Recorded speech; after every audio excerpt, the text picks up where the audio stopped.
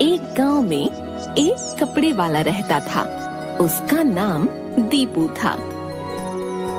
दीपू हर रोज उसके बनाए हुए गर्मियों के कपड़ों को 4 पहिए वाली गाड़ी पर गांव में बेचता था। दीपू के कपड़े वैसे तो बहुत बिकते थे, लेकिन सर्दियों में गर्मी के कपड़े नहीं बिकते थे। सर्दियों में कपड़े ना बिकना दीपू को चिंतित करता था। तभी उसने देखा कि एक कुत्ता और 2 बच्चे एक गेंद के साथ खेल रहे थे। उस कुत्ते पर लगे धब्बे और उस गेंद के 12 रंगों जैसा अगर मैं भी कपड़ों को बनाने में इनका इस्तेमाल करूं तो? दीपू अपने ऐसे विचार के अनुसार अलग अलग कपड़े बनाना शुरू कर देता है।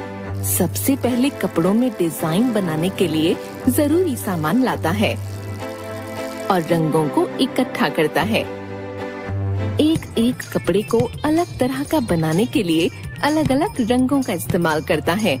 लगाए हुए रंग मिटे ना, इसके लिए उनको भाप देता है। इस तरह अलग अलग तरह के कपड़े बनाता है। दीपू तरह तरह के कपड़े बनाकर उनको 4 पहिए की गाड़ी पर रखकर गांव में ले जाता है बेचने के लिए। दीपू के पास अलग अलग कपड़े देख गांव के सारे लोग आकर्षित हो गए और उस तरह सर्दी का मौसम होते हुए भी दीपू के गर्मियों के सारे कपड़े बिक जाते हैं। दीपू का व्यापार अच्छा चलने पर उस पर नीतू नामक एक और कपड़ा व्यापारी की नजर पड़ती है। ओहो, यह है वो आदमी जिसके कारण मेरा व्यापार सही से नहीं चल रहा। कपड़ों पर अजीब तरह के चित्र डालने पर ऐसे बिक जाते हैं क्या? अब बिना किसी देर के इसका काम तमाम करना होगा। ऐसे नीतू दीपू के प्रति ईर्ष्या पैदा करने लगी और सोचती है उसका व्यापार ठीक चलाने के लिए दीपू के व्यापार में मुश्किल खड़ा कर दें। दीपू के नए प्रकार के कपड़े की तरह वह भी चीजें तैयार करती है और काम करना शुरू कर देती है। काम में व्यस्त नीतू को देख उसका पति, अरे कैसे इतनी देर कपड़े बनाते रह जाओगी? तुम तो वैसे भी कह रही थी कि व्यापार अच्छा नहीं चल रहा है, तो फिर इतना कष्ट लेने की जरूरत क्या है? अरे हमारे गांव में दीपू नाम का एक कपड़े बनाने वाला है। सर्दियों के मौसम में गर्मी के कपड़े बिकते ही नहीं, लेकिन उसके पास रंग बिरंगे अलग प्रकार के कपड़े देख सब लोग खरीद रहे हैं। इसीलिए मैं भी उसी प्रकार के कपड़े बना रही हूँ। अच्छा, परंतु तुमने अगर उसके जैसे ही कपड़े बनाए तो इस बात का क्या यकीन है कि लोग तुमसे भी उसी प्रकार खरीदेंगे? इसीलिए मैंने इसका उपाय सोचा है। ऐसा कहकर अपने पति को वह सब समझाती है। अपने पति के साथ नीतू रात को दीपू के घर जाती है।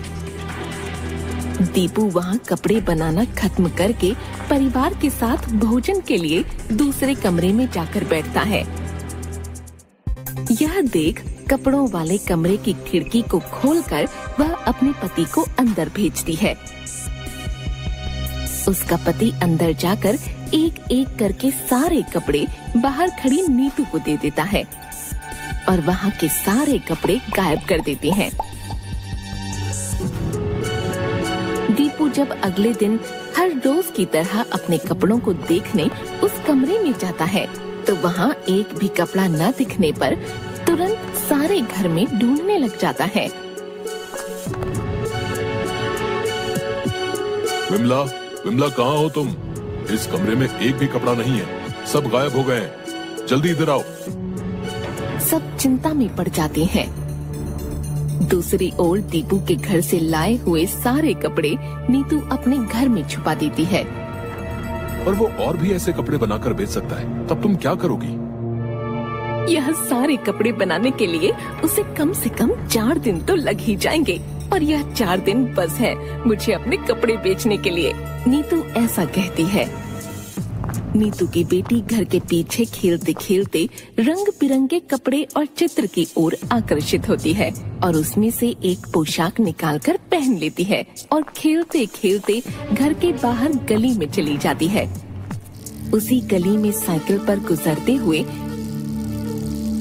दीपू अपने बनाए हुए कपड़े एक बच्ची पर देखता है और वह रुक जाता है और तुरंत बच्ची के पास जाता है और पूछता है, बेटा तुम्हारे पास ये पोशाक कहाँ से आया? मेरे घर के पीछे बहुत सारे कपड़े हैं, उसमें से ली। मुझे भी वहाँ ले जाओगे? ऐसे नीतू के घर के पीछे दीपू जा पहुँचता है। 2 दिन पहले गायब हुए सारे कपड़े वहाँ पर दिखाई देने पर दीपू चौंक जाता है और उसी समय अपने बच्चों को घुमाने के दौरान नीतू भी वहीं चली आती है और दीपू को देख घबरा जाती है और वहाँ से चली जाती है। वह सोचती है कि दीपू को सच का पता लग गया। नीतू के ऐसे घबरा कर चले जाने पर दीपू को समझ आ जाता है कि उसने इन सारे कपड़ों को चुराया है। सच पता लगने पर दीपू दुखी हो जाता है और सोचता है कि कपड़ों पर चित्र के अलावा कुछ और भी कर सकते हैं और इसीलिए नए प्रकार के कपड़े बनाने के लिए निश्चय करता है। वह केवल अलग अलग चित्र पर ध्यान ही नहीं देता, बल्कि एकदम अलग प्रकार के कपड़े बनाना शुरू कर देता है। बहुत ही आकर्षक तरह के कपड़े बनाता है। मोटरसाइकिल पर बारिश के समय पहनने वाले कपड़े और धूप से बचने के लिए अलग प्रकार के कपड़े, छोटे बच्चे के लिए भी, होटल में वेटर के लिए अलग तरह के कपड़े और एकदम अलग प्रकार के कपड़े बड़े आकर्षक रूप में अलग अलग रंगों में बनाकर उन्हें बेचना शुरू कर देता है। ऐसे उन नए प्रकार के कपड़ों को बेचने के दौरान एक दिन दीपू को नीतू दिखती है और नीतू तुरंत शर्म से अपना मुंह मोड़ लेती है और वहाँ से चलने लगती है। रुकिए बहन जी, 1 मिनट। दीपू के उसको बहन जी बुलाने पर नीतू को समझ में आता है कि वह उस पर गुस्सा नहीं है और वह पीछे मुड़ती है। आप बस एक बार बोल देते कि मेरे व्यापार की वजह से आपका व्यापार ठीक से नहीं चल रहा, मैं समझ जाता और पड़ोसी शहर में जाकर अपने कपड़े बेचता। अभी भी देर नहीं हुई है। आपने जैसा सोचा वैसे ही चित्र के कपड़ों का व्यापार चलाइए। मैं अपने अलग प्रकार के कपड़े बाकी के अलग शहरों में बेचूंगा। तुम्हारे व्यापार को मेरे व्यापार से कोई दिक्कत नहीं होगी और तुम खुशी खुशी अपना व्यापार यहाँ चला सकती हो। मैंने गलती कर दी भाई साहब, अगर आपसे पहले ही बात कर लेती तो शायद इसका उपाय तभी मिल जाता, पर मैं अपने स्वार्थ के कारण खुद शर्मिंदा हूँ, मुझे माफ कर दीजिए।